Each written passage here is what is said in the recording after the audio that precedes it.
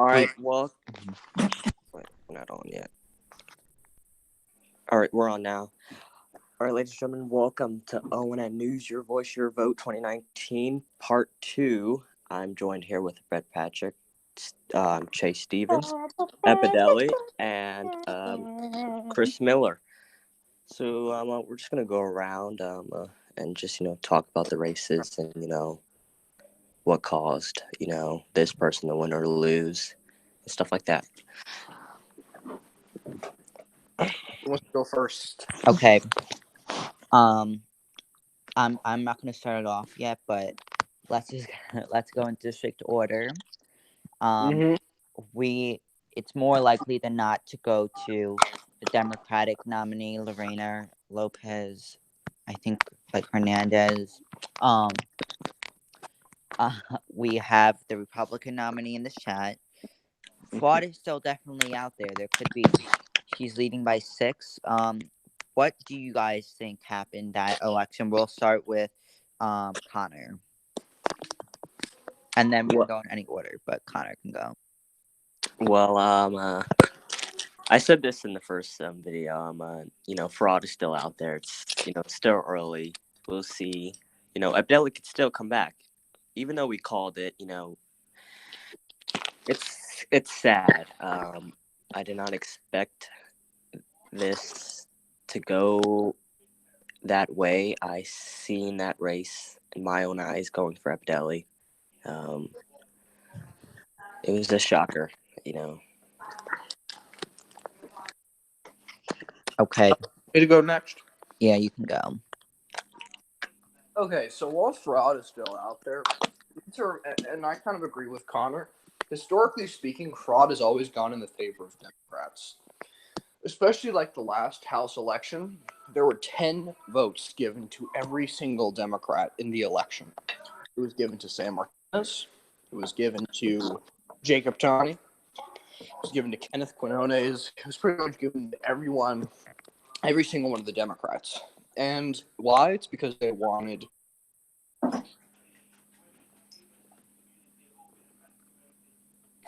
they are risking their majority. I mean, the president of the United States trying to defend his House majority.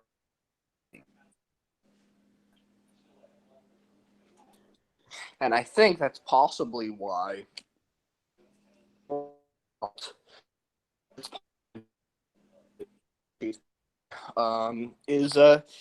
has created that. It's because it's more popular. People would want to vote for a woman in mech. That's something Lorena drew a lot of attention to. I'd be the first woman to ever be elected to the House of Representatives. So honestly, I think D1 is actually going to go to Epidelli.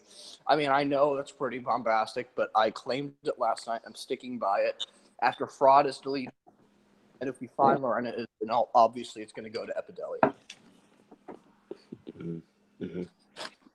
But one last thing. Sorry, I'm eating some goldfish. Wait, can I jump in there real quick?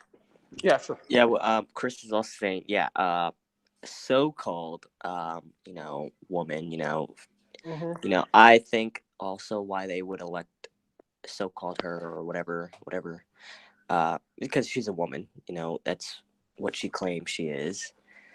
So I can also see this as, like we haven't had a woman join Megan since Max Finland, so that can also be another reason why. Okay, also just from, I know, like, if you ever watch, like, a talk show like The View, whenever they bring up allegations just from, like, the quote-unquote lawyer standpoint, these are just allegations. There has been no evidence to prove otherwise, but these are concerns of people that have done it. So just from the lawyer standpoint, these are just accusations. Lorena did deny them. David, I don't know what David did. I know John Lampros did deny them. But we'll see. But so far, there's been no evidence to prove otherwise. That's just from the lawyer standpoint. Innocent until proven guilty. As of now. Yeah. I agree with that. I mean, I've always stood by innocent until proven guilty, but I think this also kind of falls a little on Ivor. If he hasn't been able to find if she's an alt or he's an alt or not, I think this negatively reflects not exactly only on Ivor, but on the leadership of Mech. They should have found and should have been able to confirm whether Lorena is an alt or not before actually putting her on the ballot. You see, I have to go through everything to prove I wasn't an alt. Everything. Mm-hmm. And then this happens, and then she, I would say, gets elected without any questioning from moderators and any questioning from the president. So, the one house race, I was very divided when I picked my choice. I said to Chase last night. I ended up picking who I picked. He's the incumbent. Yes, Epideli, that was you. I picked you. But it was kind of a very hard decision to make because I was like, okay, who reached out to me the most? All right, who didn't? And then it was a combination of, okay, I think Epideli is leading. He's a good guy. I know him. I know he fought through hell when he first got here. So I voted for him. And then I'm like, okay, I was probably going to win. Today I wake up and look at the polls. I'm like, Lorena is leading. I looked at, now if we look at Ricky's old poll, do we have that? Can I get that up? Is that possible for you to get up the old poll before the election? Where she was leading. She was leading. I don't have it. That was Jay Aries' poll. I'm talking about Ricky's poll. Ricky's poll with 39 people. Epideli was leading. Yeah, bias. I think a significant amount. So if there is any accusations of fraud, I'll definitely take a look at it. But I don't want to start a witch hunt for losing an election that could have been just lost because we know Democrats don't like to vote in the polls. So now it's going to be my turn to speak about this election. So obviously, these are just all accusations. I know. Now, look, because this is a legitimate thing, from a lot of Democrats may be considering this a witch hunt. For example, if you look at the Supreme Court, now Supreme Court Justice Brett Kavanaugh, and how he was accused of all these things, and the FBI ran a background check on him. So I'm comparing it to Ivor, and they found no evidence against him. And I think it's Dr. What's her name? Ford. Oh, yeah, Christine Blasey Ford. The accusations, they did not find any evidence to back up her claim, and I'm assuming that's what's probably going to happen in this case. I think that this is reverse politics. I really do believe that this reminds me the Brett Kavanaugh case, only because the accusations may not have evidence to sue one side, therefore he's innocent. Because the FBI did not find evidence to prove Brett Kavanaugh that, well, if mistake, correct me if I'm wrong, but I believe that they did not find evidence that his case was right, but they didn't find evidence that backed up her claim and stuff like that. So I think that's going to be interesting to see if that's the same case for Epideli on what the moderators will do. This race was surprisingly close. I did look at a platform. There were some good ideas, but at the end of the day, I did vote for Epideli because of his experience and legislative agenda and what he campaigned on, obviously. But I think Dom got more Democrats to vote. I think Jacob was supposed to lose by a lot more than what he's trailing behind right now. And I think that the Democrats that don't vote in polls, I think that they're smart in the sense that you're going to throw people off. And I think that's what looks to be happening not only in District 1, but across the board. Okay, Yeah, well, here, Brett, I just got to look at the poll, Ricky's poll, just from a couple of days ago, 39 votes. Lorena was trailing Epideli by 6 votes, a 6-vote margin. and I could read everything. Jay Aries was trailing Harry Crosby by 9 votes. Jacob Tawney was trailing Chase Stevens by 12 votes. Kenneth Quinnis was winning, and JP Sims only had 3 votes at that point, but JP reached out to a lot of people. Ricky Adams was leading by like 21 votes against Stephen Brand and Bob But Bilber. how much was I leading by again? You kind of timed out there. David, which one? D3. How much I was leading? D3, you're leading by 12 votes. David Garcia, he was leading by a considerable. Let me do the math. Oh yeah. No, we went over the polling results, and D6 was the one that was the most off. Yeah, D6 Well, is like let's Dom say- Collins would have to make Let's up save 10, that race 13, for 15 later. votes. I David think was we should save that race for a little bit later, but I think what you're, because I kind of want to get on to the next district, but what you're saying is true, and I really believe that Dom's support, when his support skyrocketed, I think he brought a lot of Democrats over the top, in my opinion. I think that's the only reason why Lorena is leading. That's the only reason why Jay Harris is narrowly behind. I think that's the only reason why District 8 is so close. And I think that's why Ben has such a commanding lead. So I think that we should go on to the next district. all right. Well, here I'd like to say who All I voted for. Pretty obvious, but I clearly voted for Lorena. I just think she has the best policy agenda, and you know I'm a huge fan of her policies. So yeah. Stop lying. Okay. So as we have a line in the GOP party, the next poll, D7, Adam Smith was leading by 10 votes against David Schneider. Mr. Panda had only 4 votes at that point. And then as we go on to D8 House, it was a 10, 10, 15, and 4. I was leading. Chris Miller was leading by 5 votes in that race, which is only 2 or 3 votes I think 2 votes narrower today than it was then. Yeah, I don't know who this Chris Miller guy is, but I think I don't know who he is either. He must be an asshole. I mean, listen, Janine, I'm not sure if you know who Chris Miller is, but he's a dick.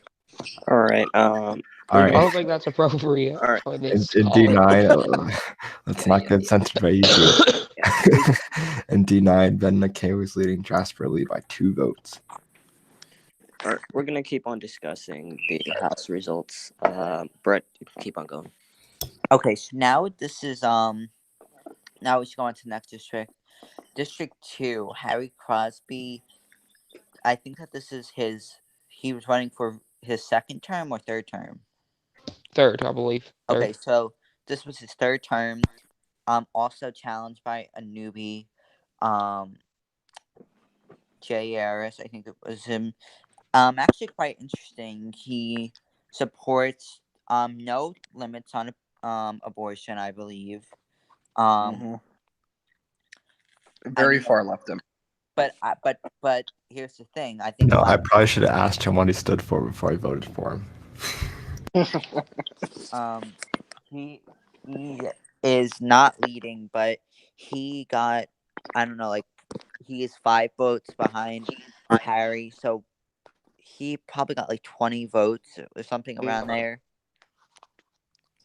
But that pro-life He has issue, 24 votes to Harry's 29. yeah, well, that's a lot of people that voted for someone that they disagree with the abortion issue on. But I think he ran a campaign that once he realized that Mech was nowhere near as far left on that particular issue, I think he became more like center left or left leaning on other issues and campaigned on that. What do you guys think on that issue? On that race? I'd have to say that, of course, I'm opposed to a late-term abortion. When it comes to terms of just, I want to get rid of this baby. I just think it is immoral, and I don't agree with it at all. But Jay Ayers wasn't only radical on abortion; he was pretty radical on guns. I remember that Harry and him got into a few arguments over guns, as did Jacob and I. Stand your ground law. But I think Jay. Let's take the record clear that Jacob Tomley does support stand your ground law. I don't care what he says, he supports it. Oh, well, yeah, he supports it, but like, because he was just doing it so he'd have some stuff to attack me on. Like, here, once we get to D3, I'll rant about all the lies about me. But no, I think in D2, Harry's gonna pull it through. Last time he wasn't even challenged. He's the minority leader, so he already has a lot of backing from the GOP. And even though it's going to be a lot closer than expected, I think he'll pull through. No, So I would just like to say something real quick about Harry. Being unopposed, like obviously I do think he will pull it off. I think a 5-vote lead this far in, he will What pull is it that off. sound? Epideli. Epideli Okay. mic is hitting the fan. Okay, so for this this race similarly reminds me a little bit about my Senate race because you had a very prominent, well-known incumbent running for a third term. Obviously, House term is much shorter, and then a new, fresh, quote unquote, fresher face. That ran on many issues and that was looked at as the underdog. Obviously, I don't think he will win, but I think there's some similarities. And I would say keep an eye on Jay because if he can get really close to unseating Harry, which I don't think he will do, I think that he will potentially be a rising star in the Democrat in District 2, potentially in District 1 as well. District 1 Senate. Can I point out? From what I'm understanding, as Epideli's fan continues to hit a fan. No, my mic was muted currently. Oh well. It Whoever's was. fan is hitting that fan, can you please take it away from the fan? Now there is an air conditioner going. Okay. Well, as we know, as you said, Jay Aries is kind of a fresh face. You know, as Ben Shapiro says, so fresh, so face. It's coming from you, Epideli. Okay, well, I think we have lost Epideli. I send my condolences to him and his families. Just kidding. But yes, Jay Aries is a new up-and-coming face, and if he gets close in this election, I 100% agree. He could win next time around, or maybe a Senate race, or he could run in Senate. We'll have to see what happens. It's the Democratic Party in MEC is very confusing. It's not as divided as real life, and it's from my knowledge, from my experience, it could be good, it could be bad, just like the GOP. The GOP almost lost all its members at one point, like last year. Can I first point out that there's a double standard, and Jay Aris and Lorena Lopez are similar in one way. They both claimed they got very mad when people were quote unquote talking behind their backs. Yeah. Which I'm sure everyone saw that. They start posting about it and everything. That's really. Jay messaged me on MeWe, and he said, Chase, Lorena and I are not alts. And I'm like, wait, hold up. Why aren't you just defending yourself? You know, I just think it's suspicious that he had to go out of his way to. Well, maybe I'll defend defend them there. Maybe it's because honestly it's probably because they endorse each other, but keep going. Because they just yell at you for no reason, but no, but honestly, like there is so much. You know, I remember people got mad at me when I was saying Lorena's an alt, but there's just so much evidence. She hasn't voted in GOP leadership. She hasn't voted in an election. Ivor, he better be looking into it, or else there's going to be some major issues. What if Lorena is Ivor's alt? Trust me, Ivor would not. The speeches of Lorena was literally half a page. Ivor's thing would literally be like 3 of those. jokingly, that's the joke. Yeah. But honestly, I think if something isn't done, might be having an alt be elected to the House of Representatives. We're gonna have a projection soon. And Epideli, if you find out she's an alt, it's going to be a bittersweet moment. Because think about it, you win by default, but you lost to an alt, so it'll be a bittersweet moment. I hope you can pull through there. No, but Alright. my concern is that if Epideli does win, is that will Lorena still be talked about as an alt? Because then I generally feel bad for her if she was claimed all these things. Because trust me, when I first joined Mech, I was called corrupt. I was called all these things by Mish Fox and Sam Martinez, which now I'm actually like close with Mish and like those people. I would just hate to. And then once I lost, and then everyone just forgot about it. Forgot about this rumor. Now, when I first joined, I was called an alt, and then I joined a call. I'm like, yeah, just so you know, I'm not an alt. My name's Chase, and people are like, oh, okay. Why is she not doing that? Lorena, I am gonna formally invite you to join this call right now. You know what I did? I invited her to do a woman. debate. I invited her to join a call. Declined every one of them, or just Listen. said I was at school or something. But still, Here at ONN, I am inviting you to join this call and defend yourself right now.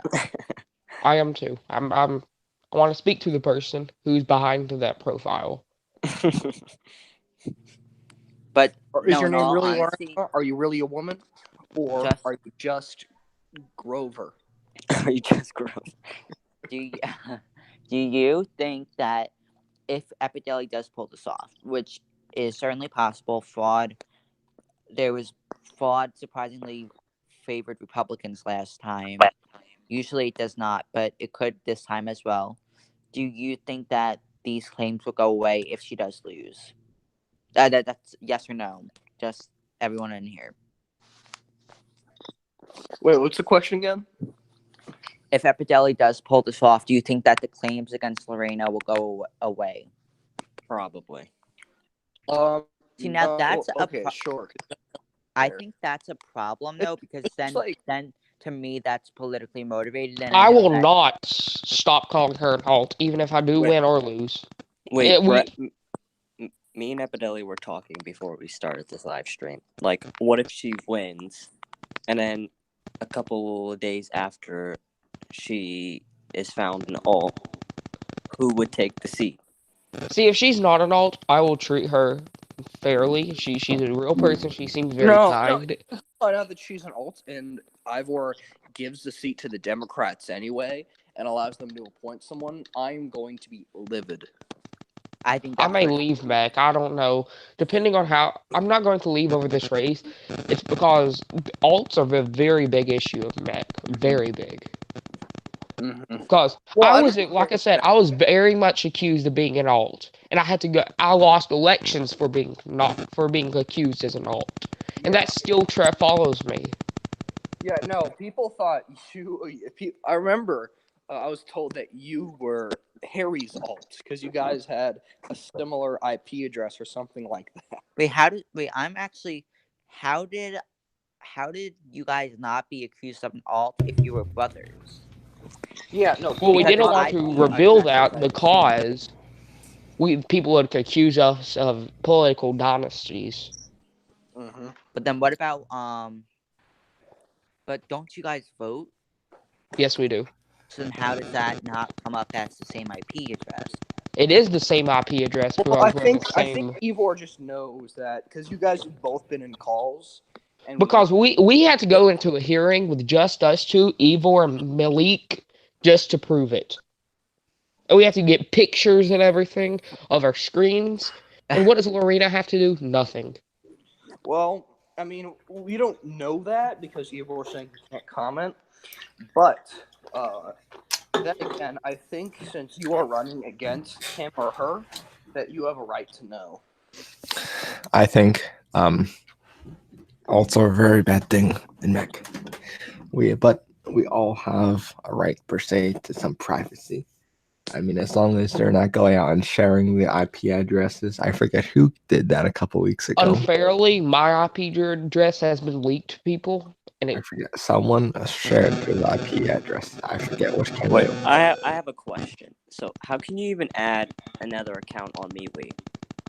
I've oh, done you it. just sign out, then I'm you just waiting- make a new profile.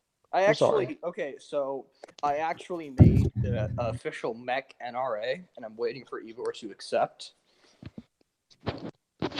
Wait, okay, so back to Should we move on?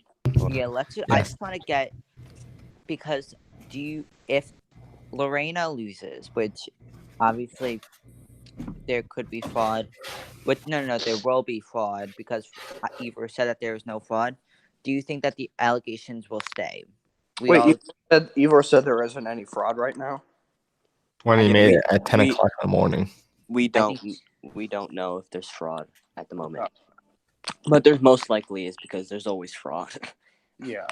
Yeah, last election there was like 20 fraud votes, so Was it by? Oh yeah, infected? no. They gave like 10 votes to Sam, 10 votes to Mark. And you can't forget, Infinite Kid's still here. So Infinite could will find that ballot. I honestly just hope that whatever fraud is there went in the favor of Jacob.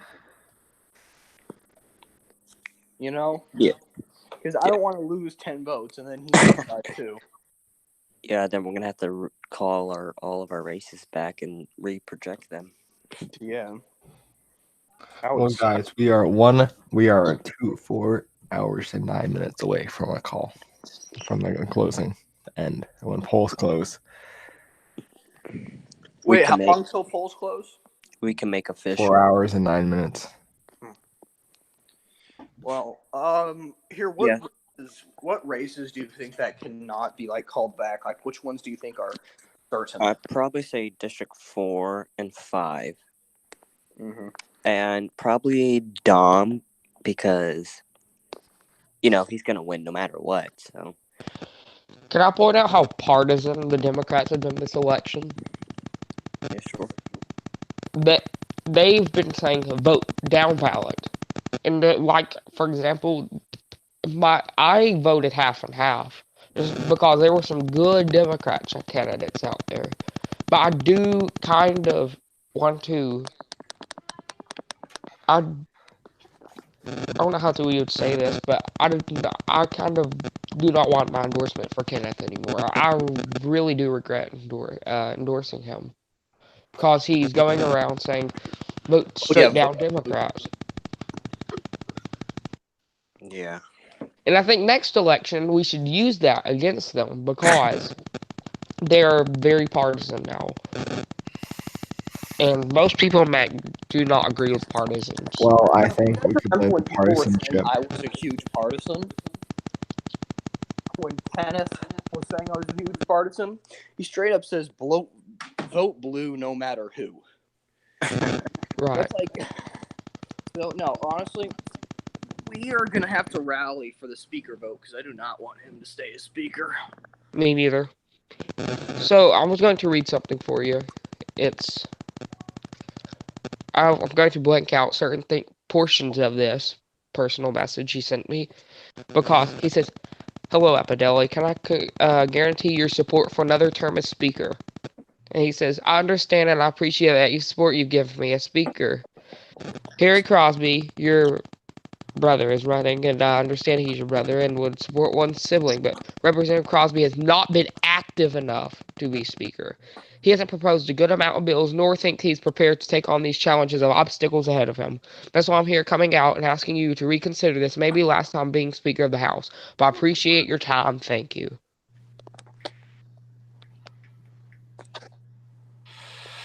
Look, we need to pull off a win to elect the speaker. we need to vote down Listen, I honestly ballot. think we could possibly sway. I know this is live, but I think we could sway one Democrat vote for someone else. Like, it doesn't even have to be a Republican. That one Democrat will be Ricky Adams. Yeah, now that I think about it, There has to be a majority in the House of I would Representatives to support elect the Ricky for speaker. speaker before I support Kenneth. There has to be 5 votes for a speaker. Ricky's probably the least partisan Democrat in MEC. Mm-hmm. No, just the least partisan guy in Mech. Really though, he supported me every time I ran. Every time. Oh no, he voted for me. Right, because he knows who's. I guess would you say fighter? Who would be good? Who would be good? Right. Who would work? I think he's a perfect example of like a good member of Mech. But one thing that I think that if we Republicans do not take the House, then I would support Ricky for Speaker. I would too. I'd support him all the way. I mean, we could get all the Republican vote. Harry, I'm sure, since he's your brother, would vote for him. If a Republican does take District 8, we could get their vote for him. So me, you two, and whoever wins District 8, and Ricky. And that's it. You know, he's really. I make every one of his posters for him, and he's done way more than I need for return.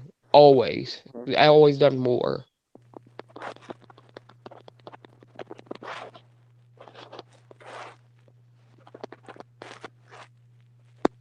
Yeah.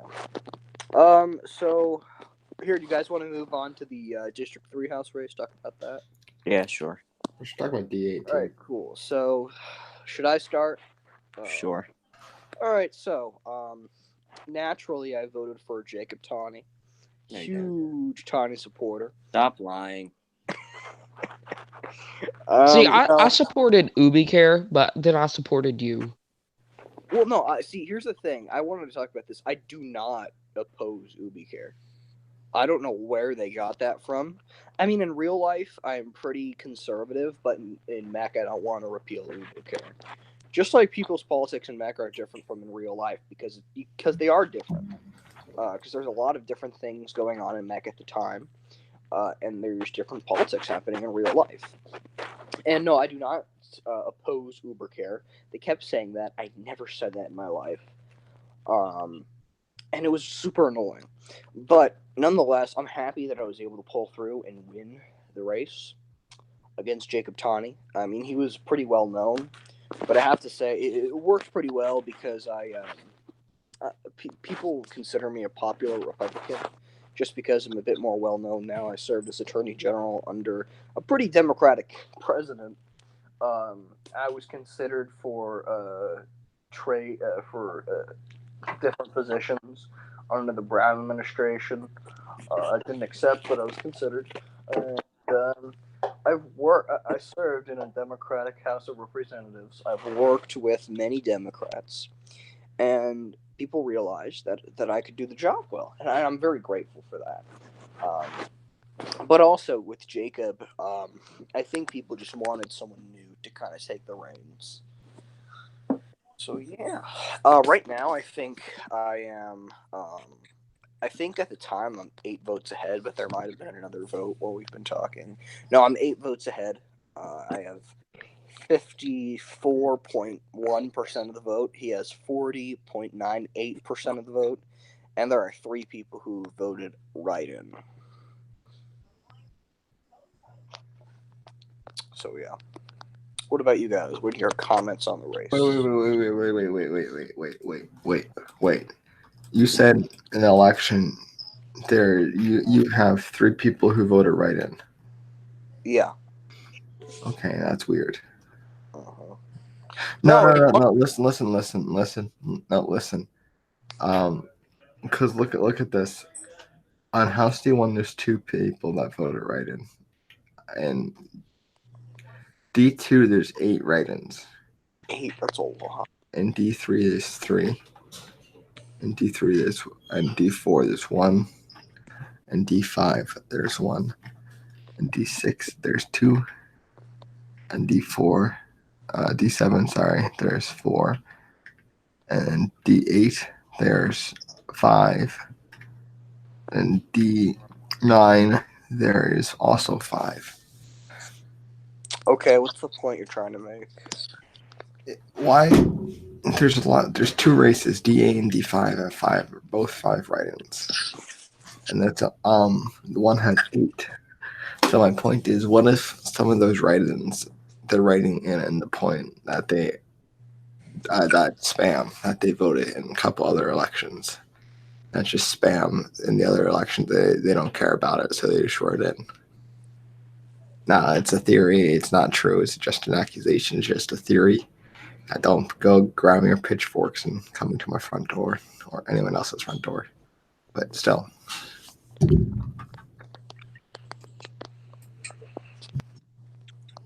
District 2 might be called soon. Uh-huh. Anyways, you could continue your election. Oh, can we get a link for the live stream on YouTube? Anyone who has one? All right, so I'm talking to Ricky about things.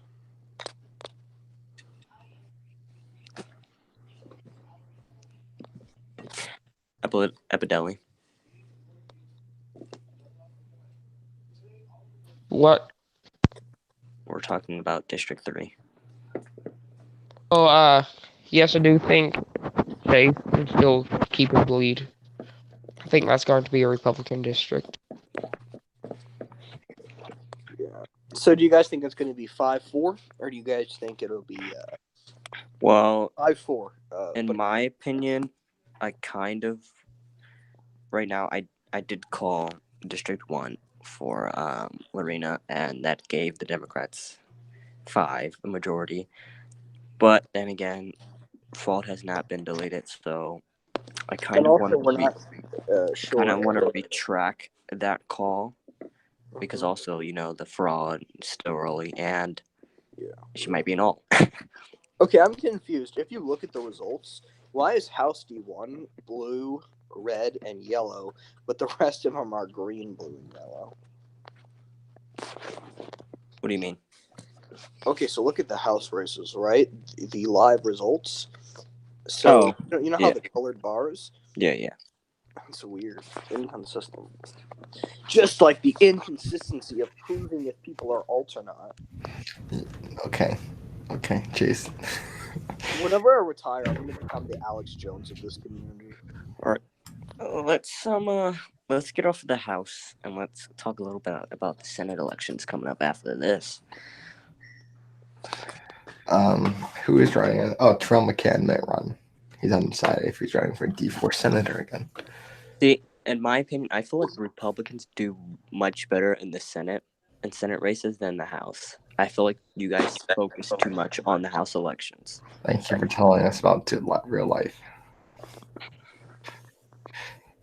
If you guys actually try hard enough, I feel like you guys can get the Senate because you guys were close before.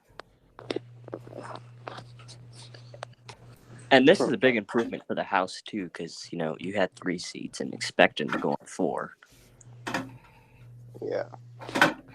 People were saying a GOP House majority, but people almost always predict that, and then it doesn't come true. Yeah, I remember that. They thought it was going to be a House majority a couple months ago. I was like, well, you have no idea who I'm voting for. All right, let's talk about District 8. That's interesting.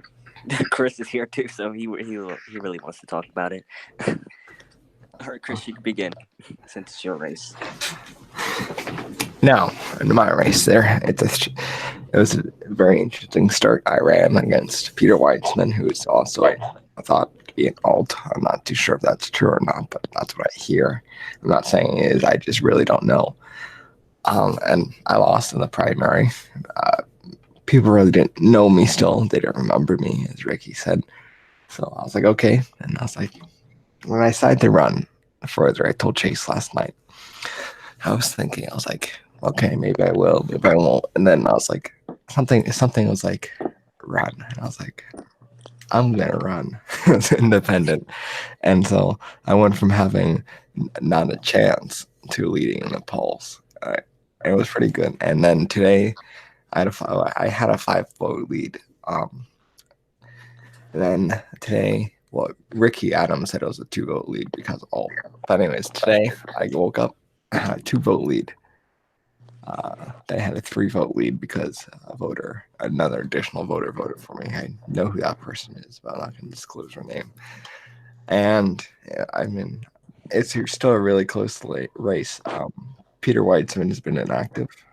Marty Davis has been generally inactive, a lot more active than Peter Weissman, but not as active as me.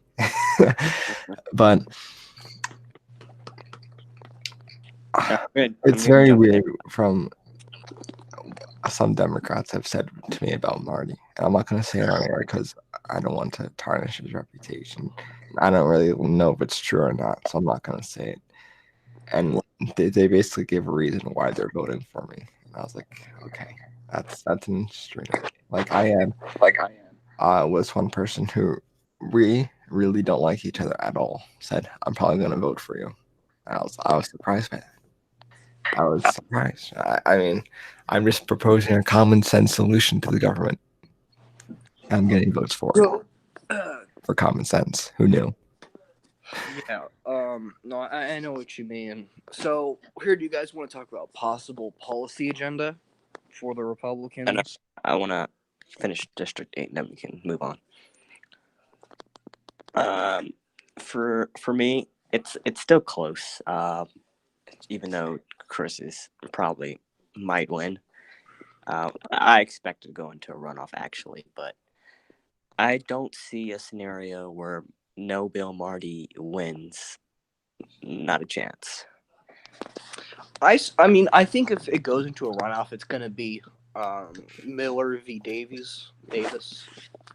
Okay, so actually, wait here. So I can make The runoff rules from Ivor M are it has to be tied, or there's in extreme cases a large amount, like a large accusations of fraud.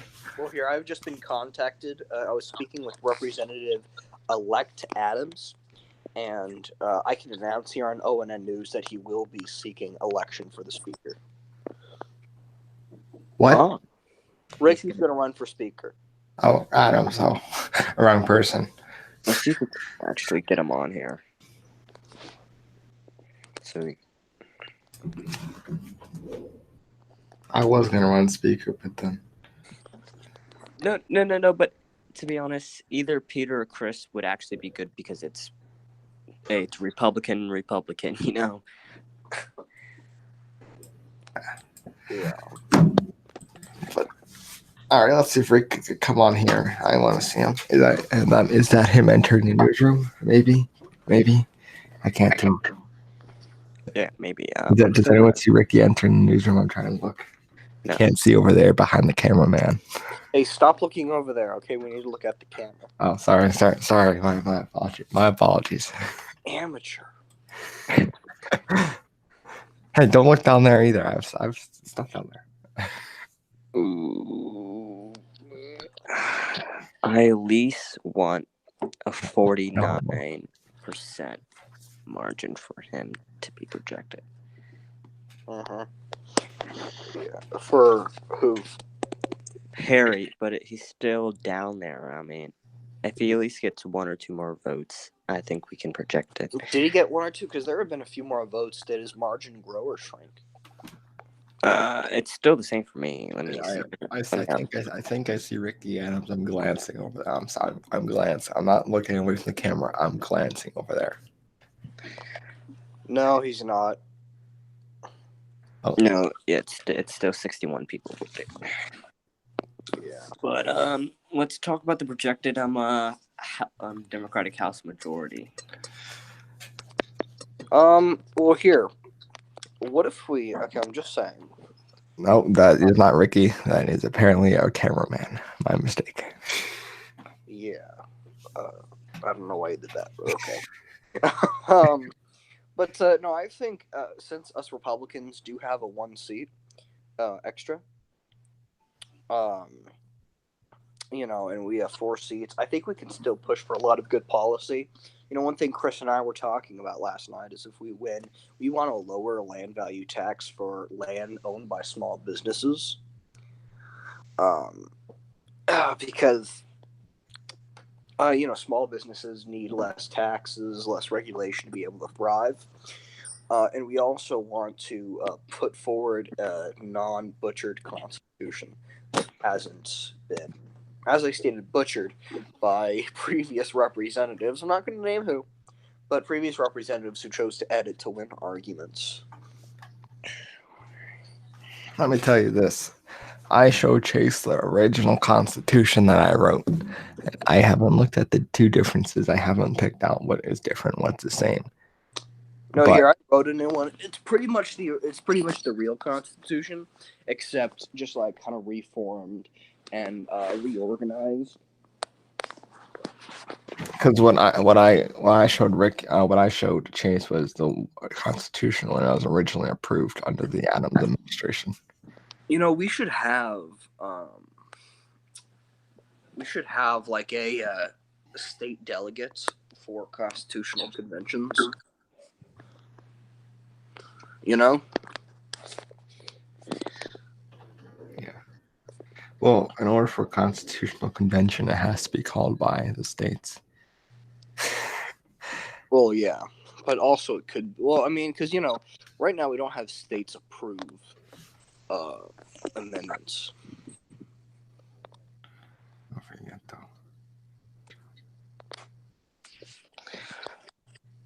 though. From what I am hearing, let me see if I'm getting this correctly. Okay. My name is Chase, and I'm here to say Okay. I can spit rhymes in a major way. Okay, so we reportedly have a developing story from Ricky Adams. We're getting the details of it now. Ricky Adams asked one of our news anchors to announce something. I think he already did, but we're going to go into our own little segment of itself, if it is true. As I announced earlier, Ricky Adams was approached by a newly elected representative. I'm not going to say who, but for confidentiality, and didn't asked if Ricky could run for Speaker of the House. This would have to do to extreme bipartisanship shown from Mr. Adams and people supporting that. So yeah, so he has decided to run for Speaker of the House against Kenneth Quinones because they do not like him. So we got some breaking news. Ricky Adams, former representative and representative-elect Ricky Adams will seek the speakership if elected to, well, he already is elected when he takes the gavel. If he takes the gavel, there will be a huge backlash from probably some people in the Democratic Party, but it seems like most of the Democrats are not happy with Kenneth's leadership, and he's not happy about the down ballot voting. The reasons for that is because Kenneth was wanting a down ballot, like you said, very partisan, and that's we don't like that. You know, let's just talk about the balance of power in the House and how the leadership election will be going up in there.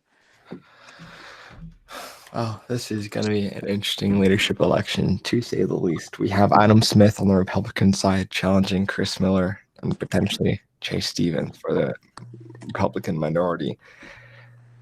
I'm running for whip, just because. Okay, well, we have Adam Smith and Chris Miller running for the minority leader. If Chris wins, of course. Who will run against me for whip? I don't know why I'm going to vote for you for whip. I don't know who else would like. The reason the GOP really doesn't want Adam Smith, from my understanding, it's not that I'm quoting people. I'm not going to say who. Well, the temper of no, if we have minority, Harry's going to run as well. So Maybe. Literally, I'll be the only person. I'll be the only person not in the GOP running for. I'll be the only person in the GOP not. Who's going to vote for Harry for minority leader? Huh? He just cost us the election. Who's going to vote for him? We just lost the House. If we lose the House, we lost the chance to get in the House. The minority leader it was the minority leader's job to win the House. And if we lost the House, he didn't do his job. Well, that's like saying Chuck Schumer didn't do his job. I mean, Well, Chuck Schumer never does his job. So Nancy Pelosi did her job. She won the House. 40 seats.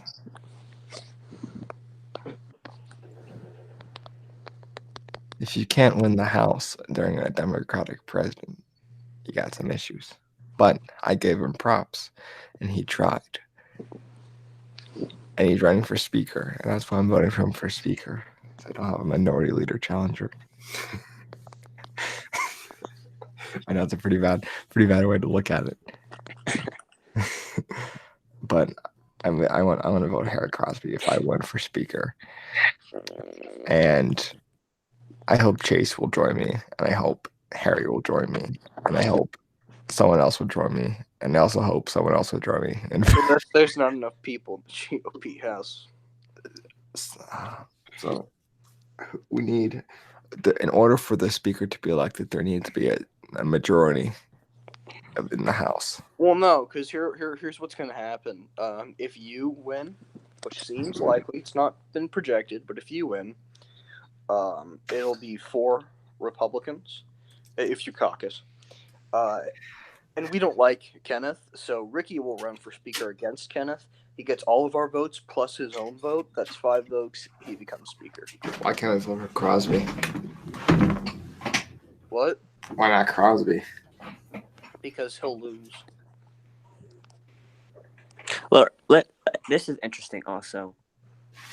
With the president, if this does not go in his favor of him wanting a Democratic House, how do you think the White House will respond if a Republican Congress happens? Well, if a Republican House happens, the president, Barack Hussein Obama, has been trying to keep us down. And, there's something I said last night. There is nobody that the president, that Tom, the leader of the DNC, that Jacob Taney, and that the Speaker of the House wanted to be more than me. I think that is very, very fair to say.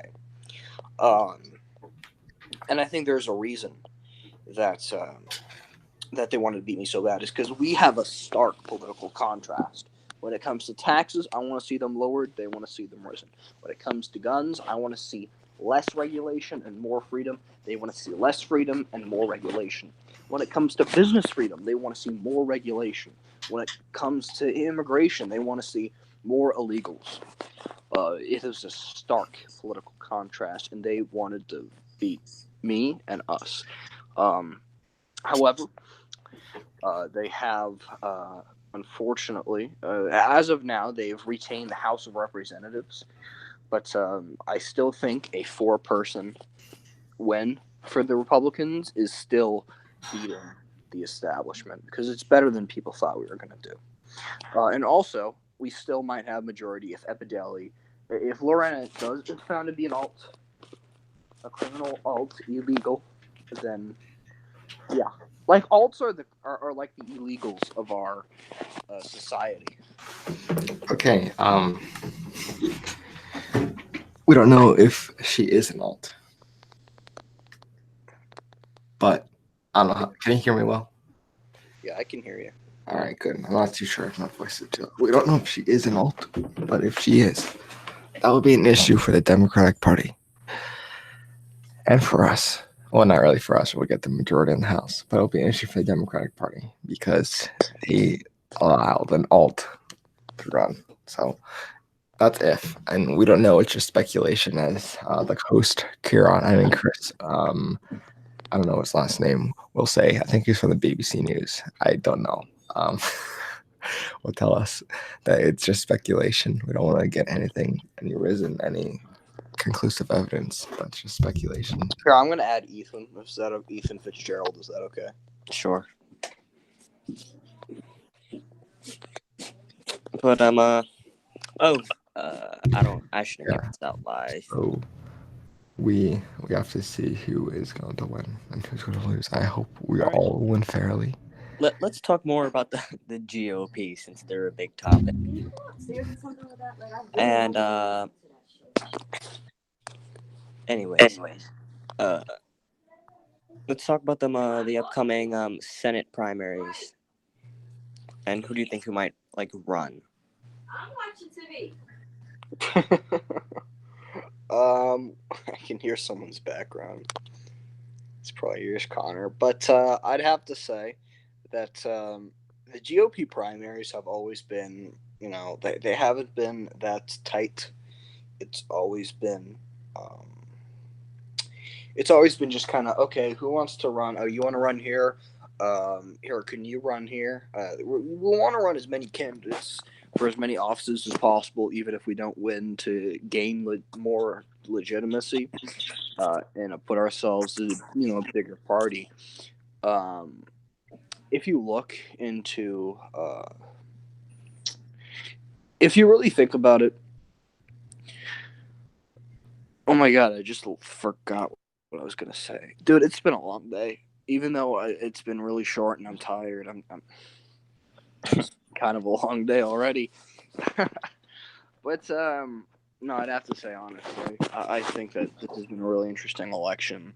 The Republicans, well, some people think we have one foot in the grave all the time. I think this is a sign that we're starting to come back.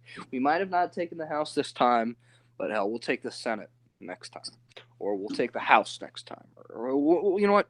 In season 23, 24, we'll take the presidency. I think this is a sign that the GOP is coming back bigger, better, and stronger than ever.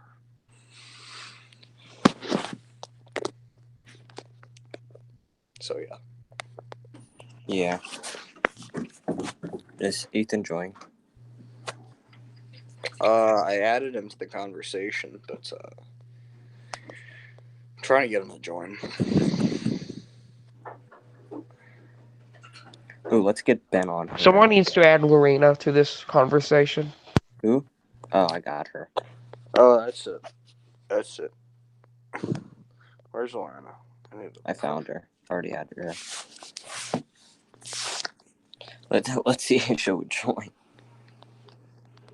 Probably not. She's not gonna. Okay, seriously, $50. She doesn't want to join. But she'd be like, "Oh, I got home."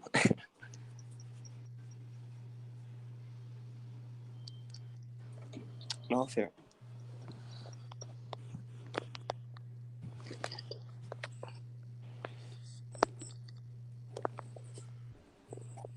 Alright, let's see. There's some new posts. See if Yeah, there's any Robert update. wants a GOP majority. Who? Robert wants a GOP majority.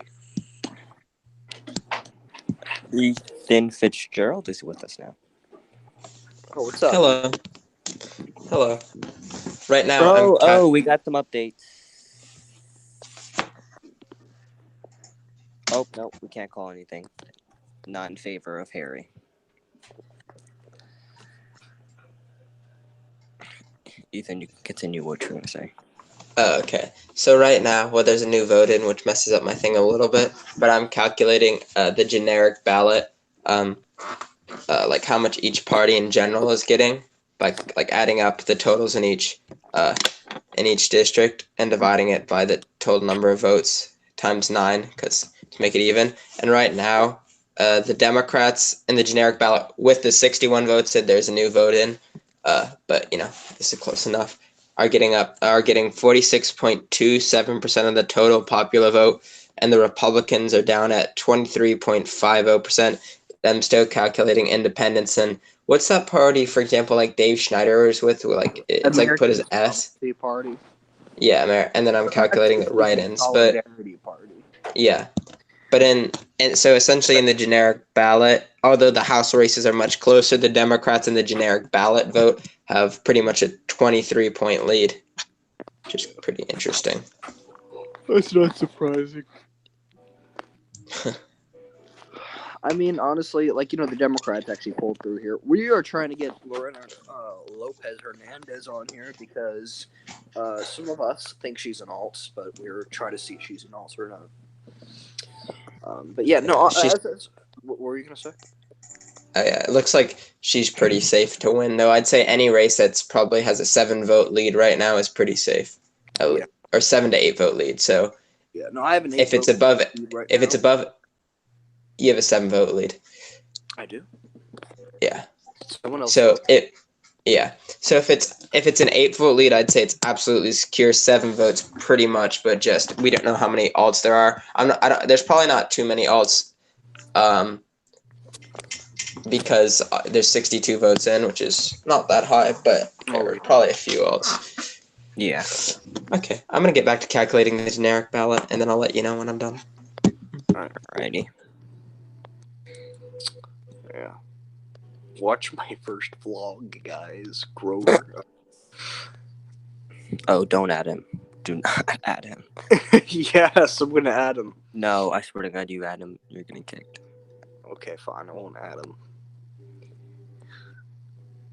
Connor, I think. No, don't say it. Say it in the chat. I think that this is gonna be a great election night. Honestly, it just feels. I know I'm talking about this, but I think it All feels right. great. I think it's safe to call right now, in my opinion. All right. Wait. Eso se vamos. Yeah, there has to be like 98% of precincts reporting. No, he went down, but he's still in the lead. So No, I'm saying like out of the amount of vote that will come across.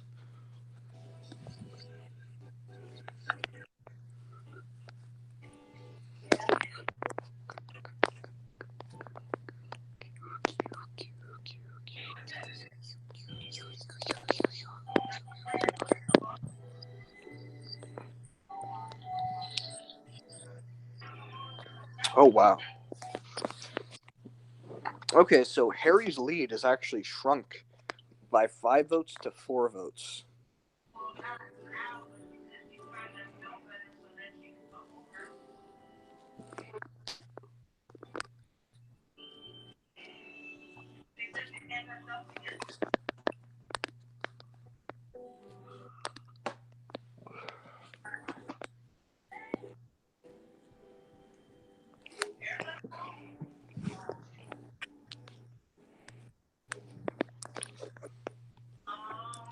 yeah, we're not gonna call it. It's kind of too early still.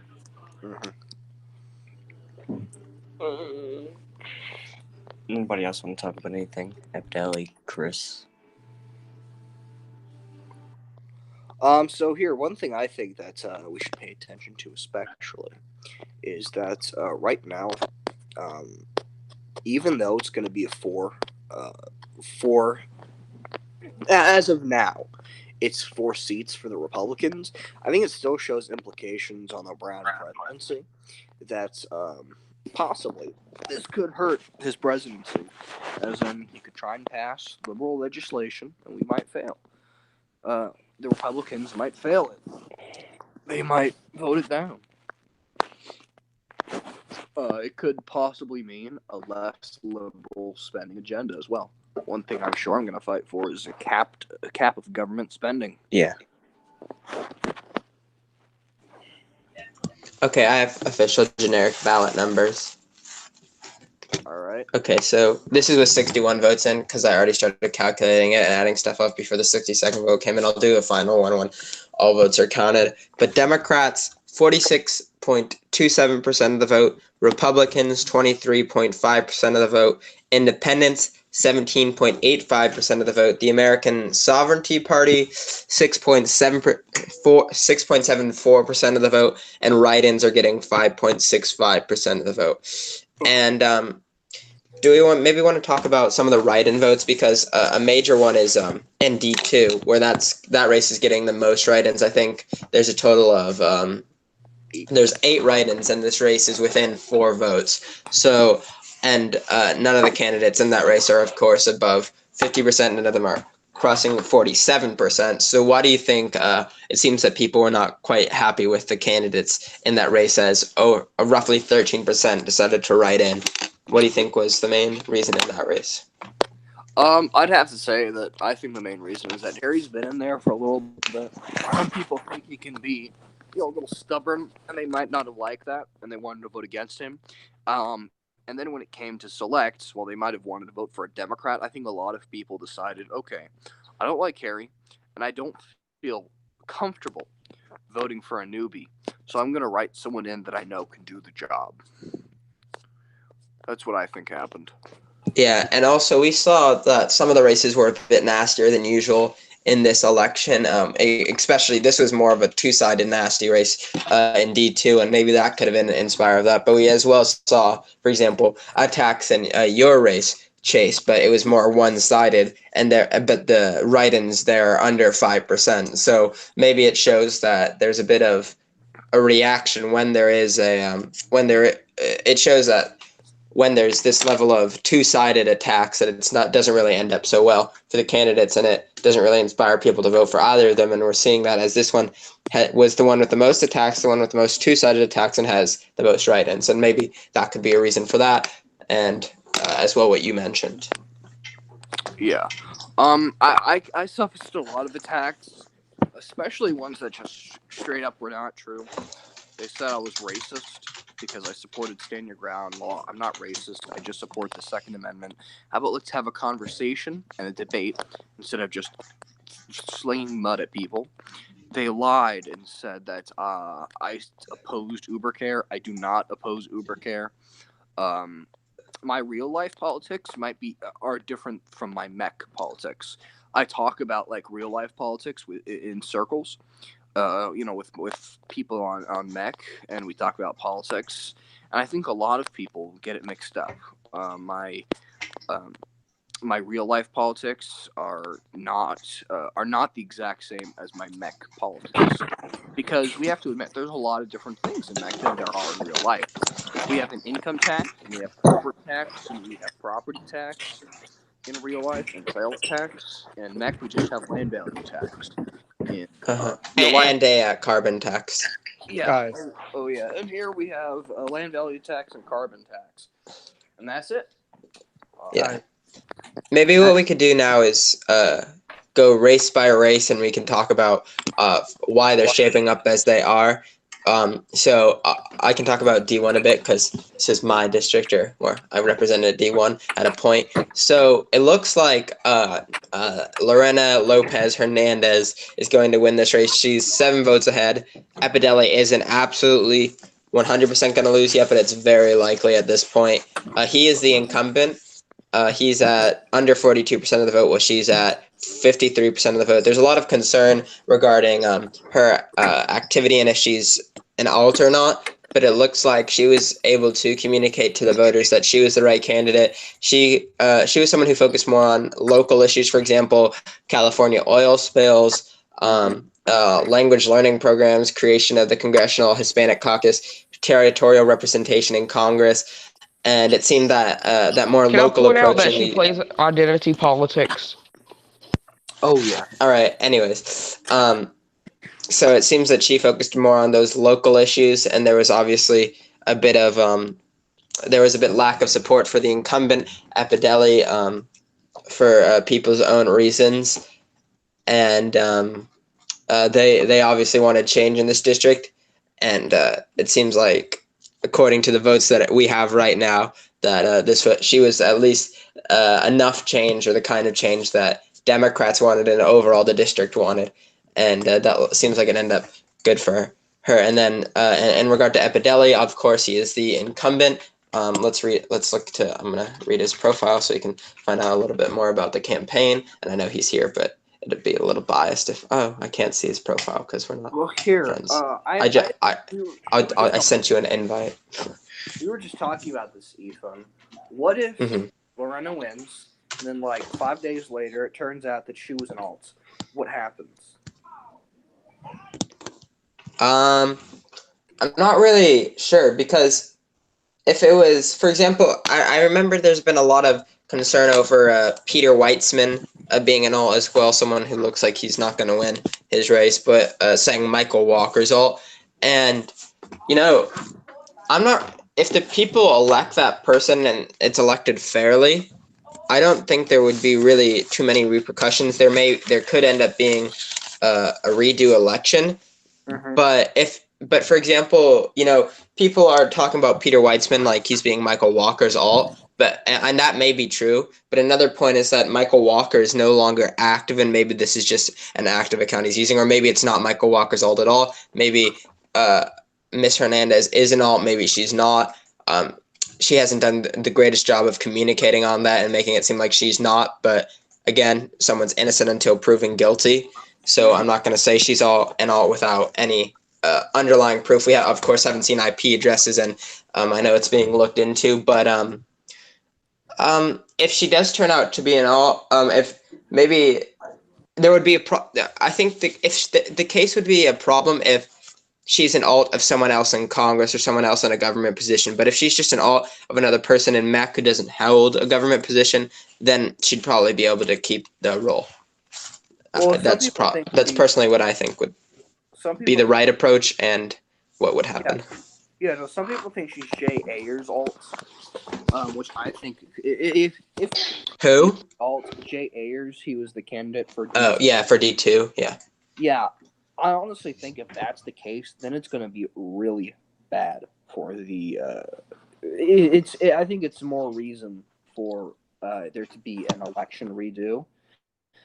See, what I see happening is that if Lauren is found to be an alt, since Epideli's term would expire anyway, the GOP, since they held that seat originally, would be able to appoint someone temporarily, and then there's a special election called where the Democrats and someone else can be nominated, and whoever wins serves that. That's what I would see happening. So. Well, I think there would be probably a bit of problem with either a Republican or a Democrat appointing because, yes, the seat would be originally held by a Republican, but technically a Democrat would have won it.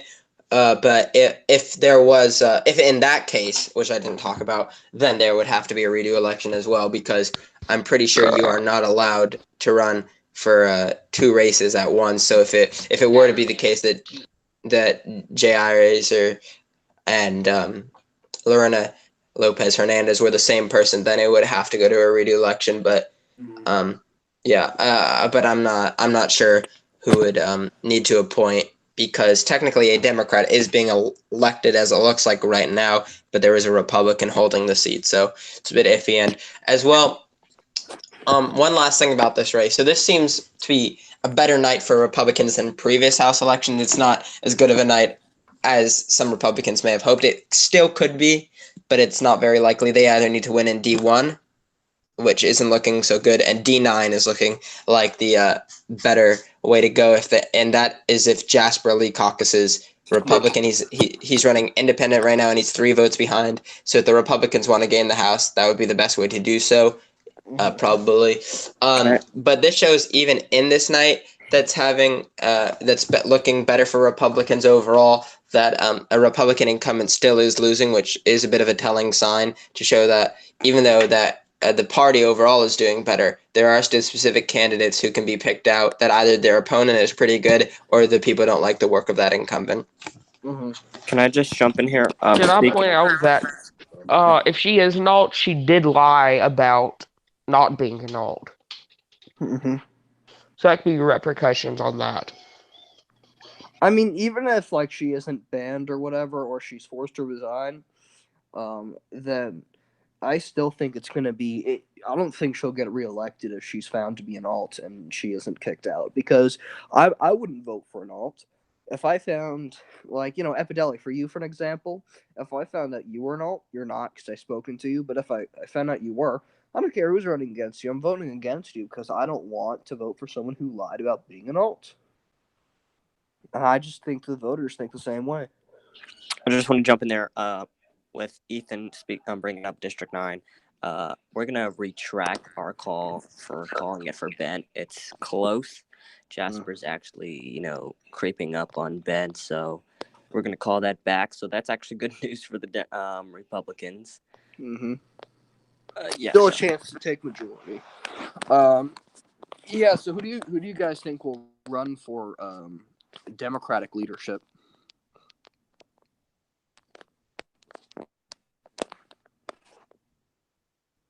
Hello? Sorry. Who do you guys What who do you guys think will run for Democratic leadership? Well, probably Kenneth he's speaker right now, and as he ran for re-election, he probably intends to run for speaker again. Who? I remember Ricky he put out a poll talking about running for speaker, but again, he was there was Ricky's talking running in the for comment. speaker. He is running for speaker. Yeah, no. I spoke to him and he said that we can confirm and announce that he's running for speaker. And then I feel like representative. I don't know if you guys projected it. Let me see if you have. Yeah, you have. Dom Cons. They have. He has a 7-vote lead right now. So I'd assume he'll probably run for a whip or majority leader or something along those lines. He's been in the House before. Ben McKay. I think isn't he something right now in the House? He's a leader. He's a leader. Yeah, so he'd probably want to keep that role as majority leader again, but he's in a very close race. And then in regard to Republican, either as a minority or Republicans running for speaker, I know there's been talk of Harry Crosby running for speaker as the main candidate for Republicans. Chase, I don't know if you want to run for something. I'd assume you'd run for whip or Yeah, I'm running for Yeah, okay. And then I know Adam Smith has had a lot of ambition. He was even talking about running for possibly speaker, which I think he should run. Personally, I think he should, if he wanted to run for something, maybe start with whip, because as he is actually no, he's been in the House. He's in the House right now, so maybe. Does he hold a position right now? He's running for leader.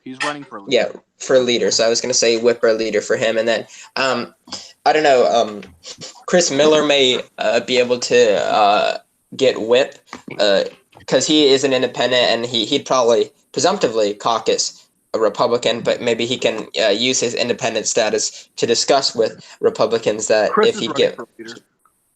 Leader? Okay. Yeah, so pretty much Oh. I'm the only person in the Yeah, GOP as of now who is running for whip, and the only person who's not running for leader. And then has Jasper Lee made any comment on, has he talked about caucusing Republican, or has he He's commented on if he plans to run for something? He's spoken on possibly caucusing Republican, but he's not going to run for any leadership. All right, I'm gonna start Okay. screen sharing. Okay, and then maybe we should move on to talk about. Do you want to do D2, Chase, or someone want to talk about D2, and I Wait, can gather stuff. I just updated the semicircle. Okay. So at this hour, we're saying that Democrats will have 4, Republicans 2. The reason why they went down from 5 to 4 is because District 9 is kind of too close, and there's still fraud most likely out there, so we're going to call that back. That's good news for the Republicans if Woo! continue. In D2, here's the thing.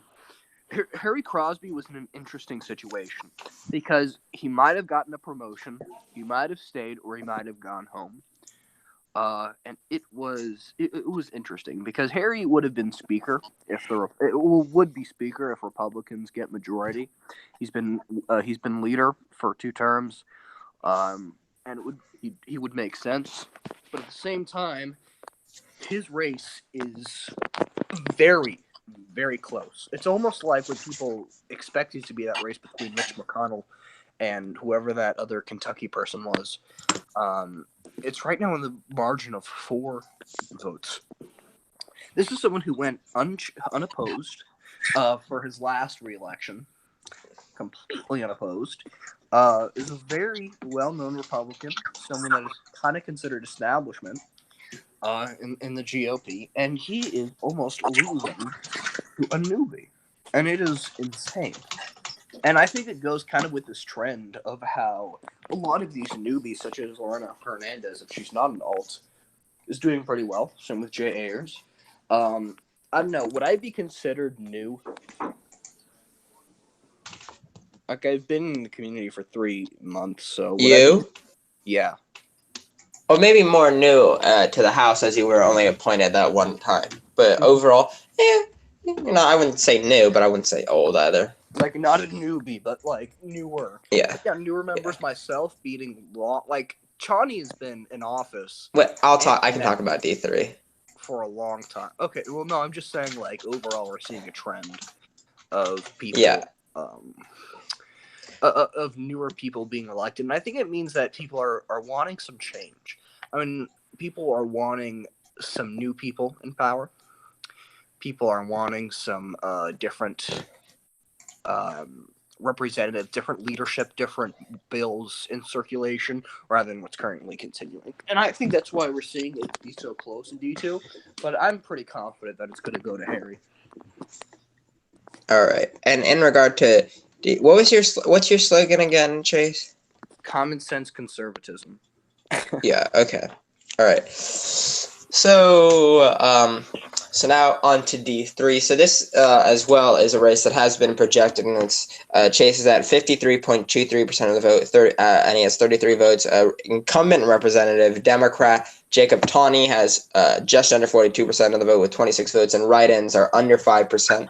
And this was a race with so Chase, you kind of stuck to a simple message of common sense conservatism. You stuck to you didn't always say the most popular things, and sometimes you say controversial things. But it looks like you are the victor in this race. And as well, it seems as if in the final few days, they were noticed Democrats, this is one they wanted to keep. And this is one that in the final few days they saw slipping away from them. And you have mostly been leading throughout this whole time. And it seems like that's carried through till Election Day. But a lot of Democrats came out and said that you need to vote down the party line and you need to keep the House, because obviously there was a lot of a worry over doing that. And Democrats have been a lot more voting down the line than usual in this election, because they saw that there is a chance, and there was a possibility of Republicans taking the House, and there still is. And that's what they tried to do in this race. It didn't end up as they wished, but a lot of Democrats, I believe the Speaker, the President, the DNC Chairman came in and endorsed Jacob Tawney, but it wasn't enough, it looked like, in this race. And this is one where sticking to the policies and hardlining your values really carried Chase today, because Jacob is a well-known name.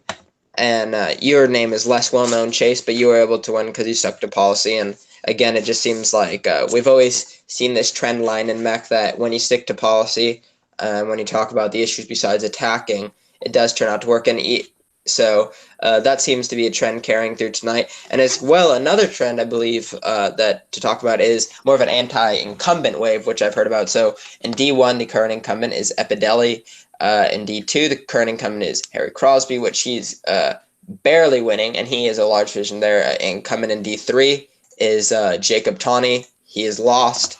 The incumbent in D4 is Kenneth Quinones, and he has won. He is the Speaker, and the Democrats are very proud to keep that one. That was expected, and but they didn't do as good as they were polling at, but they still did very good, getting 2/3 of the vote there.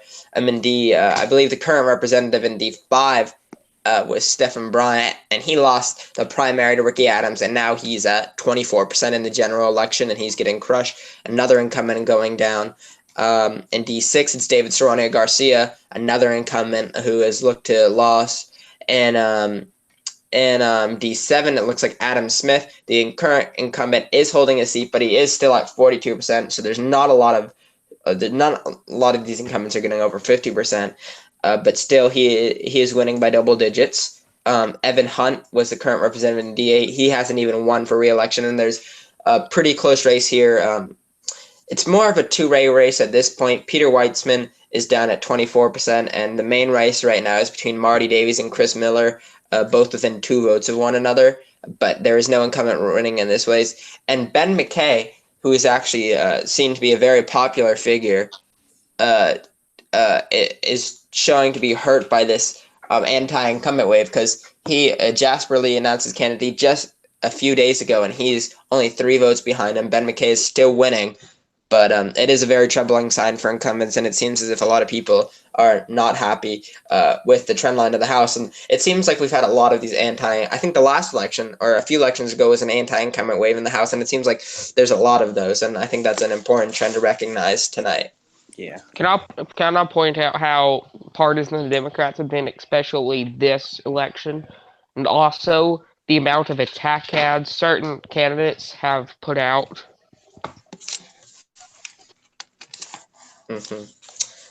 Well, on behalf of myself, I voted for 5 Democrats, 3 Republicans, and 1 independent, so I'm not a partisan, just saying. But yeah, it seems like the Democrats in this election noticed that there was a lot more at risk, so they did more vote down the party line. But of course, I would say that yes, it was more so than usual, but still, I wouldn't call them partisan, because if all Democrats were to vote down the line in MEC, Harry Crosby would not be winning, Chase would not be winning, no Republicans would be winning, or no Republicans would really even have a shot.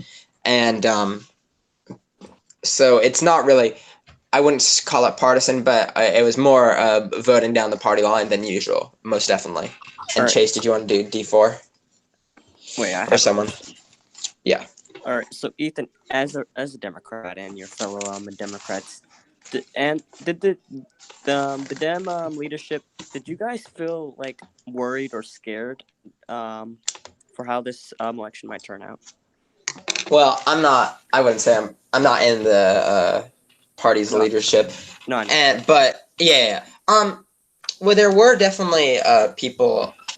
The chairman was hardlining that we need to keep the House, and I talked to both chairmans, and it seemed like I talked to them about a week ago, and this was more the race they were expecting. I talked to the speaker as well, and they were saying, yeah, maybe a 5-4 House, still Democrats. So I think the night's going as expected, but obviously there was more worry per se than usual. Personally, I'm not too worried.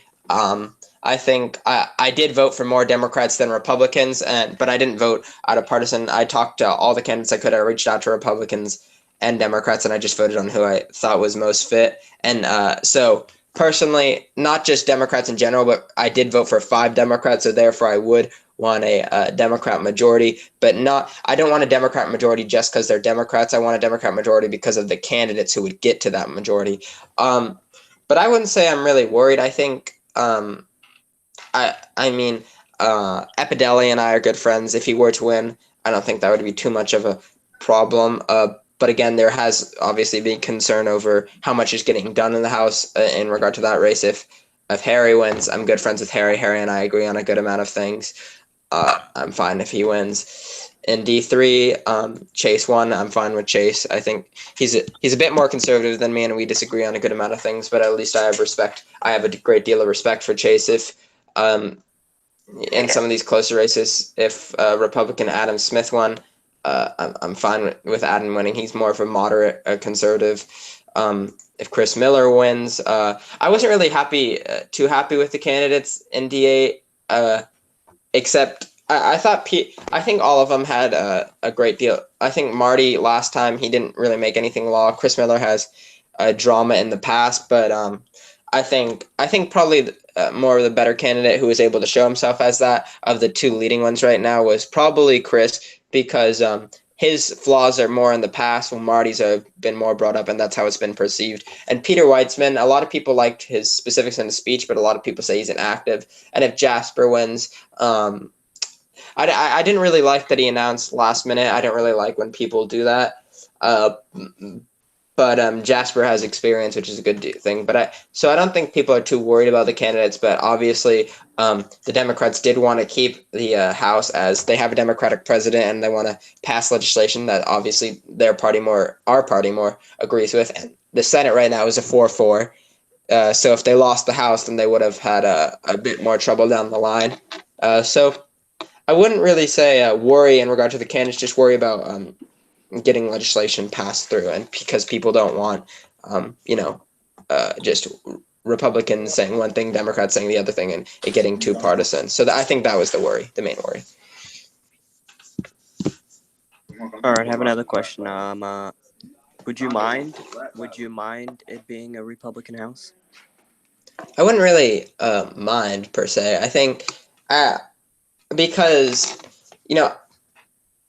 I always try to base personally my decisions off of the facts, and I think when you present because I don't really mind who controls the House or the Senate, as long as they're people who actually consider both sides and actually aren't just gonna not hear other perspectives, as long as someone's willing to work together. Because you may have the most different views with someone, but as long as they're there to hear you out and actually try to reach some common ground, I think that's what's most important. If the Republicans win the House, I think I'd be fine with that. That's good for them.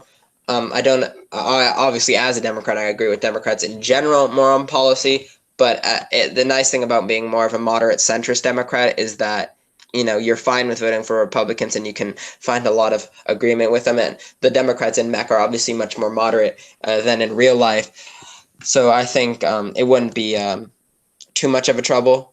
And right now, I'm going to need to work with Congress because I had my confirmation hearing last night. I'm not sure if you guys watched it. And if I'm to be confirmed, then I'll need to work with all members of Congress. And whatever the will of the American people is, I look forward to working with whoever they elect, if I'm confirmed. All right. So if this does go in favor of the Republicans, how do you think the White House might respond? Well, especially the president.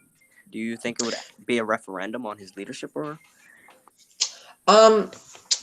Well, I know that obviously the president did want a Democratic House. He went out and said vote Democrat, and I think he endorsed a few Republicans, but obviously did want more of a Democratic House. I wouldn't say it's too much of a referendum because President Brown has only been in office for 1 week, and people in their rallies weren't really talking about we're sending a message to President Brown, because if this election was about President Brown, I think the president is fairly popular, and if it was just about that, Democrats would probably do fairly good. But I think the president would prefer a Democratic House, but knowing Nathan, he's able to work with a slew of people. He's done it in the past, and I think he'd be able to do it again. But again, we'll have to see how that turns out, and there are still more votes to come in, and there's still 3 hours till polls close. Yeah. So do you mostly agree that it probably, if it does go in favor of the Republicans, do you think it would be like a referendum on a far too long, Democratic control of, basically? Yeah, I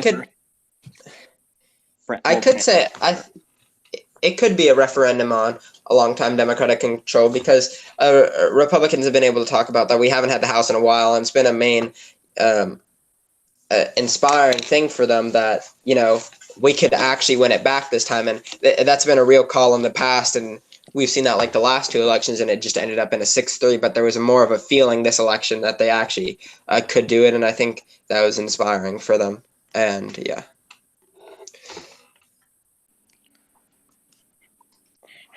Is Epideli still there?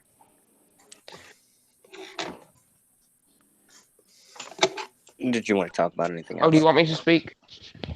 I mean, you're here. You're supposed to. I can almost certainly say that the Republicans will take the Senate next round. But I think this House, maybe 5-4. I'm not going to specify which party takes the largest number. Just 5-4. Based on who people caucus with. But I do think Ricky Adams will be Speaker. Most certainly. That's all I have to comment on.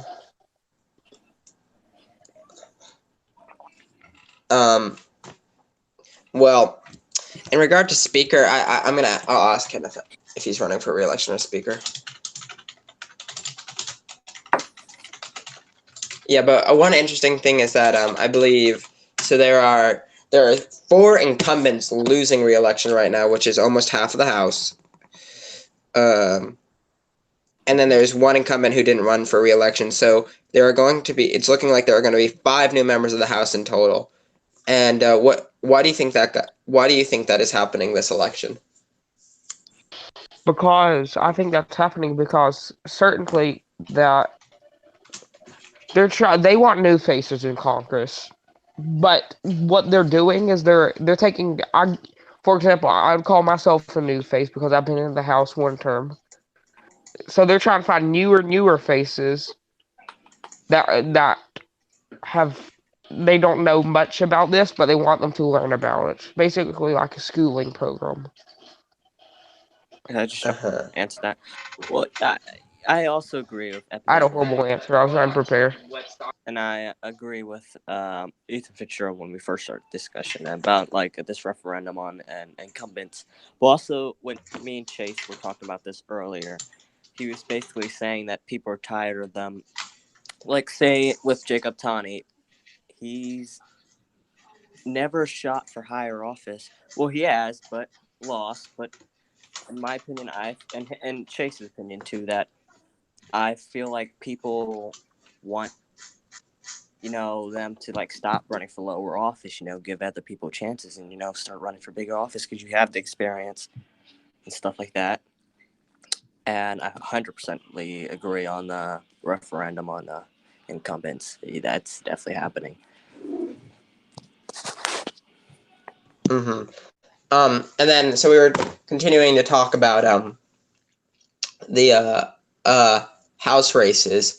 So the next one we were on was D4, and this is, of course, the current Speaker's district, and he won with 66% of the vote right now. And J.P. Senzo actually did overperform. He's getting 32.26% of the vote, and this race only has one write-in. So the people in this district were inspired to vote for either of the candidates. Obviously, Kenneth was seen more as a safe choice.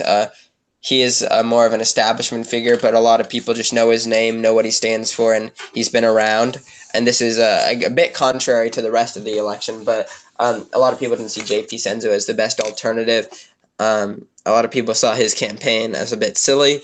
But J.P. Senzo, he used a strategy of attacking Democrats and Republicans and agreeing with Democrats and Republicans on something, and he tried to make it seem like he was a more middle ground choice. He ended up getting 20 votes against the incumbent speaker. He was expected to get way less, so good for him for overperforming. But people did want to still, it seems, go with the safe choice, which was Kenneth Quinones in this race, the incumbent speaker.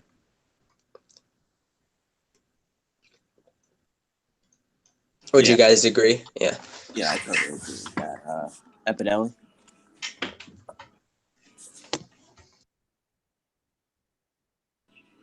I would agree. And then, so again, another race that was expected where people, this was a well-known name, but there weren't really that many candidates to choose from. This is another race with one write-in, so people were inspired by the candidates. But so one of them was Bob the Builder, which I'm pretty sure is an alt. It's been expressed it's an alt. Another one is Stephen Bryant, the incumbent, who is really being hurt tonight. He lost the primary against Ricky Adams, and people didn't really like that he ran in the general election. He didn't really have much to show for his time in the House, and that really hit him tonight as he getting 24% of the vote. And last time, I don't remember who he ran against, but he wasn't as popular candidate, and Ricky is a pretty popular mech. He's a well-known name, and people know his experience. And he's obviously been someone who is well-liked among Democrats and maybe talked about a lot for speaker, and they wanted to get him into the House for that, and he's getting over 60% of the vote. So it seems they just wanted to go with someone new than the incumbent and someone that they knew. Yeah. And then, so next race, which was actually a major surprise to a lot of people.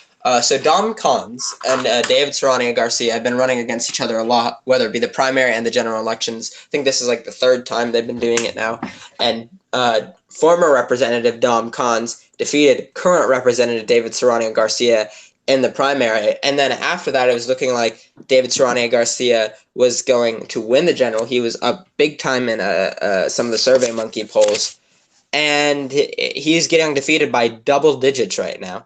And so that sometimes shows that you can't always trust the polls. He's an incumbent, and he, again, hasn't really had much to show for his time. And people really wanted to go more with the safer choice that they know. And it seems like in these races that in a lot of these races they wanted new faces or they wanted old faces. There was no really middle ground. For example, they wanted for these incumbents. They said for who didn't really have much to show, they voted with someone who they either knew really well or someone who was just new. And that seems to be the trajectory of tonight. So it's been going, and then there's Charlie S, who got 3 votes, and he's under 5% of the vote. But this was quite unexpected. A lot of popular people voted endorsed David Serrano Garcia publicly, but in the final days, it seemed like there was a few more endorsements for Dom Collins, and that really helped him.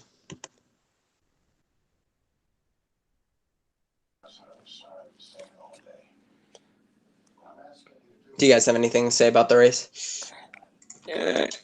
I mean, I kind of did expect Dom to win there. I mean, like he's well known. He's popular. I mean, he served there before.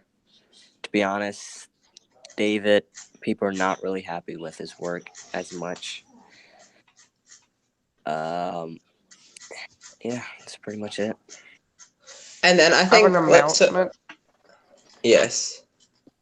Regardless if I win or lose this election, I am going to run for Senate District 1 in the next.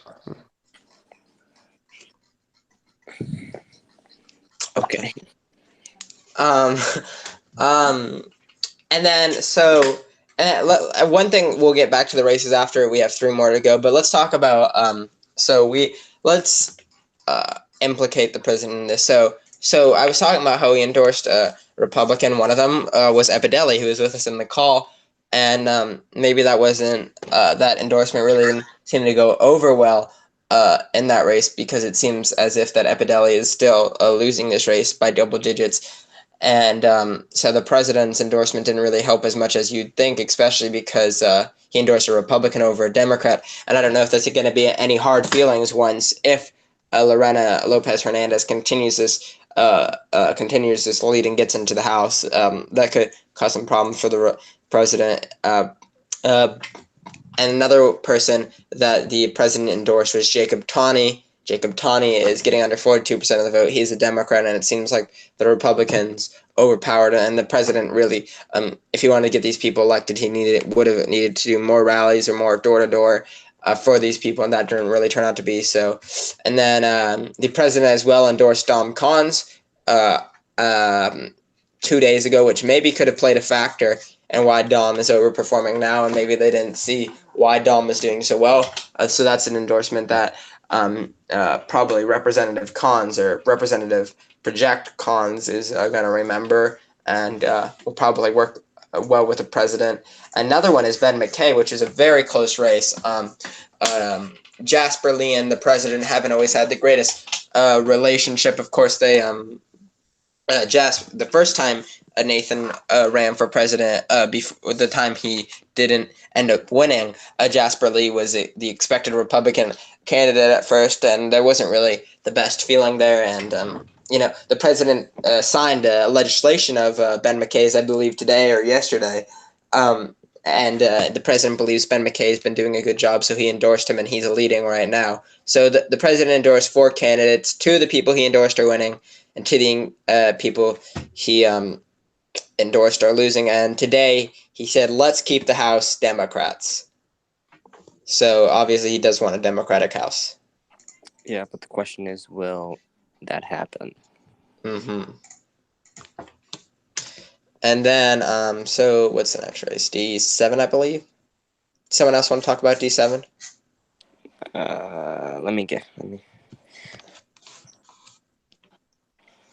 Yeah, this is kind of interesting. We have Mr. Panda, Adam Smith, and Dave Schneier. 3-man race. We projected it for Adam Smith.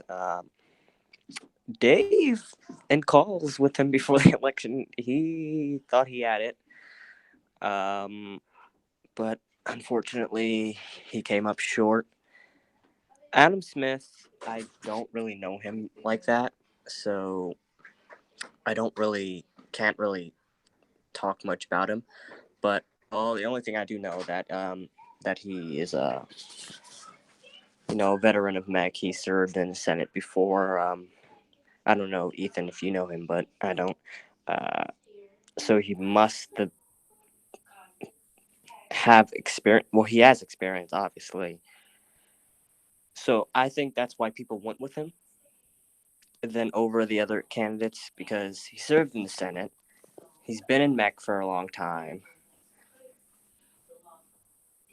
And to be honest, who takes Dave seriously? Yeah. Yeah. Because when he first came to MEC, he obviously had a what did he keep he was saying he was a what was it? Not a communist. He was saying he was a I don't know. He presented himself more as kind of he didn't really set the best representation of himself, and the incumbent in this race obviously is Adam Smith. He's more of a moderate Republican.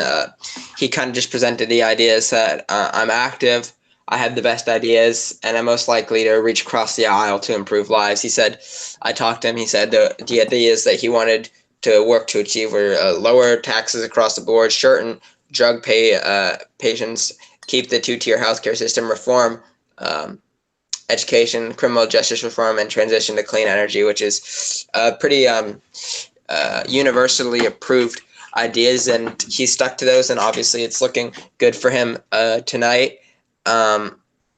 And Dave, first of all, Mr. Panda, he was just he didn't really campaign much. He won the primary, and it was just probably loyal Democrats who voted for him.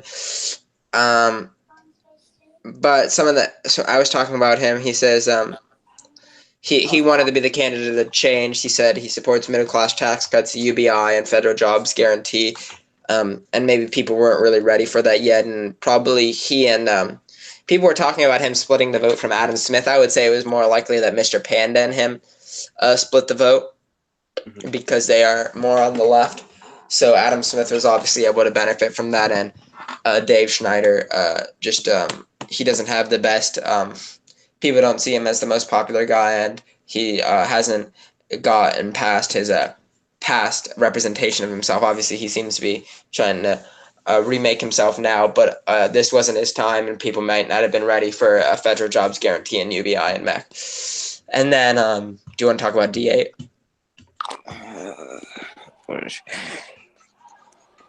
Okay. All right. So we have former Representative No Bill Marty and Chris Miller, the Independent, against what is it, Weitzman? Something. Yeah, Peter Weitzman, Republican nominee. Chris and Peter did run against each other for the Republican nomination, but Chris did not win that, obviously. So, well, either way, either if Peter or Chris wins, it's a win-win for the Republicans. But it is very, very close. Marty's, creeping up on Chris right now. Marty has 20 votes, Chris 22, and Peter 15, 5 write-ins. So that's 32.26% for Marty, 35.48% for Chris, 24.19 for Peter, and 8.6 for write-ins. In my opinion, I feel like this is going to go off to a runoff when all fraud is deleted. Yeah, that's what I was actually going to say, because so the moderators normally, I'm not sure what the exact rule is. It's if there's like 3 candidates, for example, and they get under a certain percent of the vote, or if there's a certain level of fraud, it'll go to a runoff. This race is within 2 votes right now, and I think unless Marty is able to gain a lot of votes and get a significant lead that will not lead to a runoff, this will probably end up going Republican in the end, because if there is a runoff, it'll be between Chris Miller and Marty Davies, and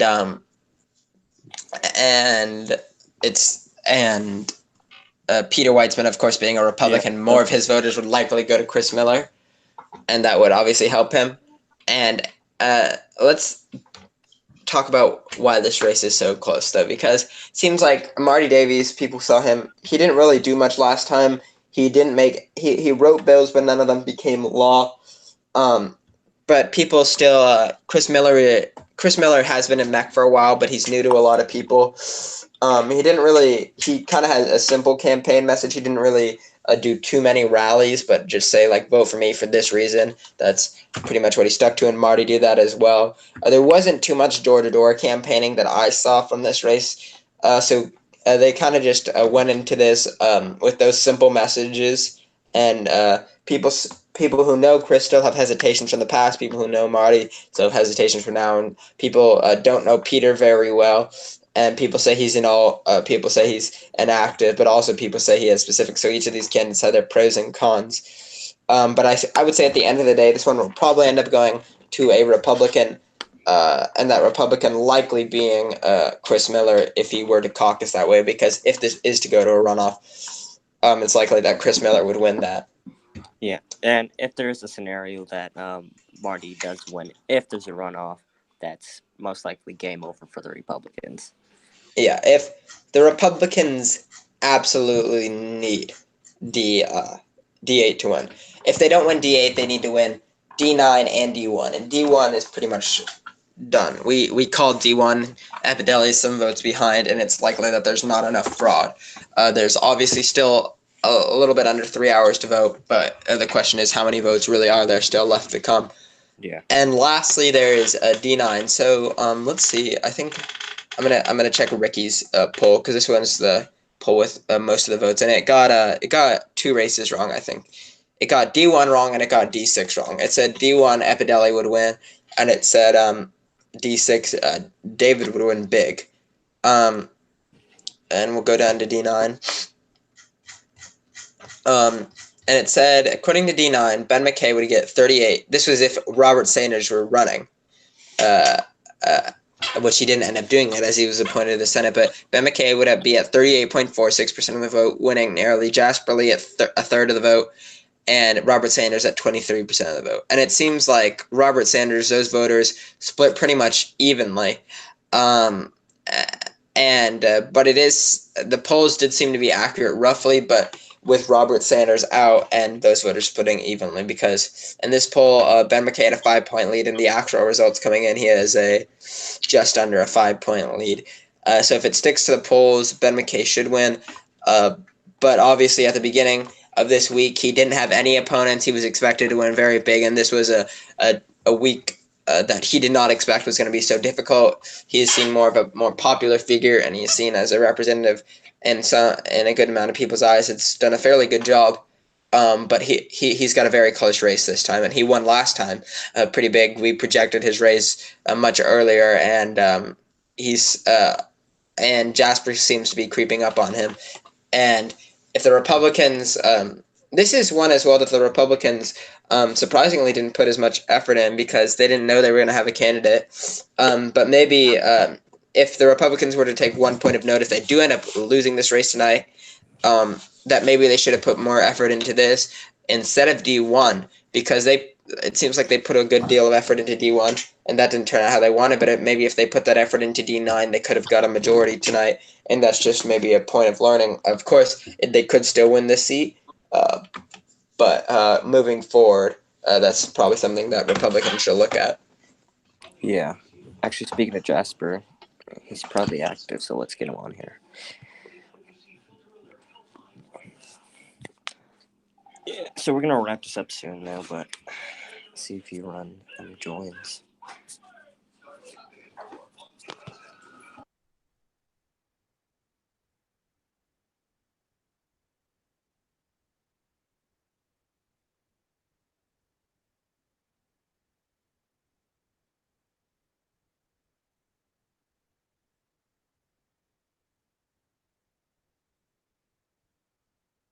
All right, we're just gonna wrap it up here, if that's okay with you, unless you want to talk about more stuff.